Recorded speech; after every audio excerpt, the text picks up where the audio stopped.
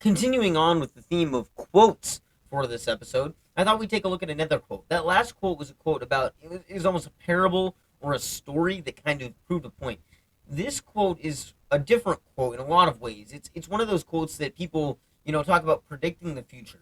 And I want to stick on that for a second. What do we mean about predicting the future, right? So, for example, a hilarious example is The Simpsons, right? People for years have claimed The Simpsons predicted the future many times. They predicted that Donald Trump would be president. They predicted the smartwatch. They predicted all these things. Well, yes, they did. But the question is how. There are people on the internet who will make jokes about how it's like a magic thing, or how The Simpsons writers somehow know the future. I think it's a lot more simple than that. And I think it's actually much more interesting than that. Because the reality isn't, no one knows the future but God, or to those God reveals it to. I mean, Christ himself said while he was on earth, not even the Son himself knew when he was going to return. So we can't really know the future. But we can make good predictions about the future. For example, I heard about this guy who had predicted like past 5 or so presidential elections. Don't quote me on that. I don't remember how many it was, but he predicted a bunch of them. In the same way, we can reasonably predict the future, not based off like magic or any sort of secret knowledge, but just based off reasoning, right? The Simpsons could predict something like the smartwatch because they could see how the world was going. And the Simpsons could predict something like Donald Trump being president because they could see the absurdity of where the world was moving. So, for example, G.K. Chesterton said this, and this is the quote we're going to dissect in this portion. If you don't know who Chesterton was, Chesterton, his name, once again, going to Google to make sure that I know what I'm talking about. Gilbert Keith Chesterton was his full name. Was an English writer, philosopher. He was a Christian apologist, so fitting right in with the theme of the show. And he was a literary and art critic. He's been referred to as the Prince of Paradox.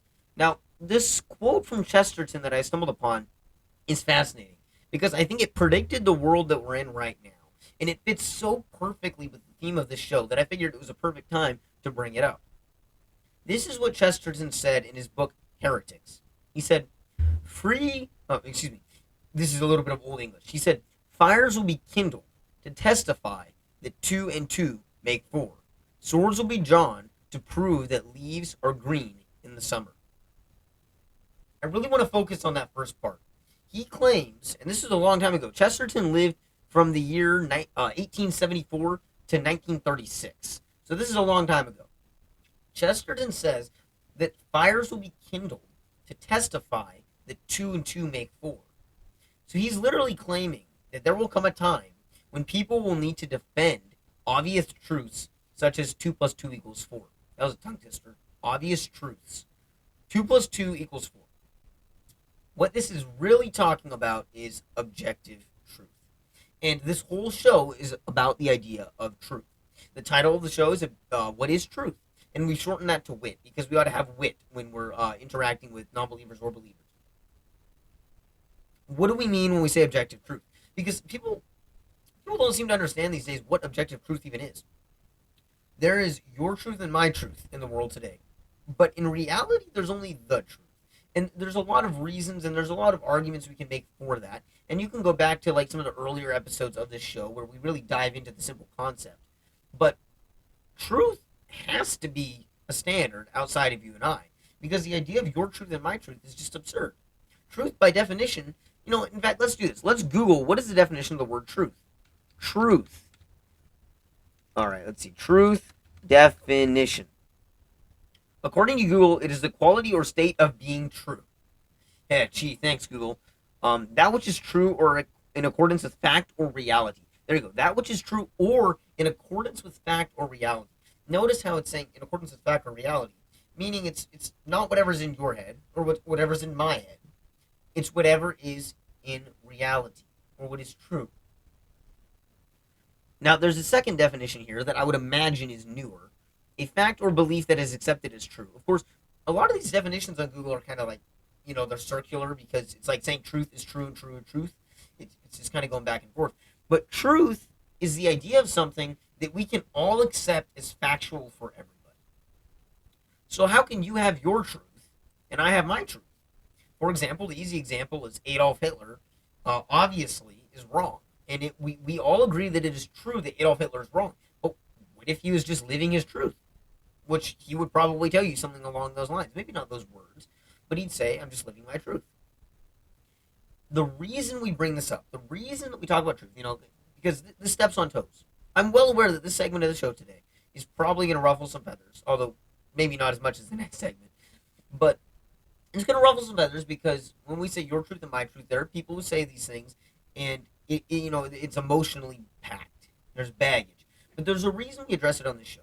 Everything we address on this show, in some way, needs to pertain to the gospel and to pursuing the truth of the gospel, because that is what truly matters. So why do we bring it up? Well, the line that the show is based off, that quote, that line, what is truth, that question, is a Bible verse. And again, you can go back to the first episode of the show where we discuss it. It's in John 18:38, and it is when Pontius Pilate asked Jesus, what is truth? So why is it in the world today that so many people are asking the question Pontius Pilate asked Jesus? And I've heard political commentators talk about the same thing. The reality is this extends beyond the realm of religion or theology. But we're going to stick in the realm of religion and theology because that is the point of the show. So when we ask what is truth, we are in the same arena as what Chesterton was talking about. We need to understand that there's objective truths because 2 plus 2 has and always will equal 4 for every human being who's ever existed. It doesn't matter what you and I say or do. 2 plus 2 still equals 4. And we are absolutely in a culture that thinks that 2 plus 2 can equal 5, if I think it does. But the problem with that is that if 2 plus 2 can equal 5, that could also mean that Adolf Hitler is right. And if 2 plus 2 can equal 5, that also means that no law is binding to me, because if my truth disagrees with the law, I should just follow my truth. Friends, this is why Jesus said, I am the way, the truth, and the life. Nobody comes to the Father but through me. Jesus claimed to be the truth itself, because the truth has to be a standard outside of you and I that governs what is correct and what is incorrect, what is good and what is bad, what is right and what is wrong, what is moral and what is immoral. And morality is the center here. So Chesterton obviously is using the idea of 2 plus 2 equals 4 because it is a generally accepted truth that we all agree on. Notice how math is akin to morality.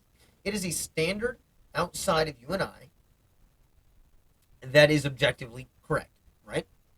2 plus 2 equals 4, but can you tell me how much 2 weighs or what color 2 is? You cannot, because it doesn't have a physical reality. Just like murder is wrong, but you can't put murder on a scale and weigh it. You can't put love on a scale and weigh it. Moral relativism, I think, is one of the most dangerous ideas to the church and in the culture today. Moral relativism is a very dangerous idea because whether intentionally or unintentionally, when we push forward moral relativism, we are attempting to remove God. I'm going to repeat that again. An attempt at moral relativism is an attempt to remove God. Because God is the standard outside of you and I. God, in this analogy that Chesterton brings forward, is math. We cannot deny the standard of God by making up our own standard. That's not going to go well for us. I should say that we are able to do so. God has given us free will. We are able to make up our own standards. That doesn't mean they're true, and that doesn't mean they're going to be beneficial for reality. Chesterton is saying that fires will need to be kindled to defend that 2 plus 2 equals 4. He's literally saying not only are people going to claim that 2 plus 2 equals 5, but you also, as somebody who believes 2 plus 2 equals 4, are going to have to defend it. And notice how he says swords will be drawn to prove that leaves are green in the summer. Let me ask you this. Are trees green in the summer? So obviously it depends on what part of the world you're in. But generally, yeah, trees are green in the summer. So people are literally going to have to take out swords to defend that trees are green in the summer. So I challenge you today. Do not allow moral relativism to take control of you. Remember that God does not allow for moral relativism, and God is the standard outside of you and I. And that's encouraging because that means I don't have to come up with my own standards. I will see you in the next segment. God bless.